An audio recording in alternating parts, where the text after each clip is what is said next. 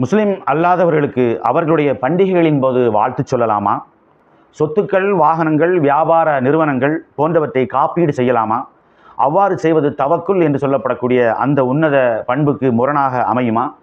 Instalment என்று சொல்லப்படக்கூடிய அந்த சுலப தவணை முறை கூடுமா? சேமிப்பு கணக்கில் இருக்கும் வங்கியின் வட்டி தொகையை என்ன செய்வது? இந்த கேள்வி பரவலாக எல்லாருமே கேட்டு இருக்கு. இதற்கான பதிலும் அந்த நூலில் இருக்கிறது.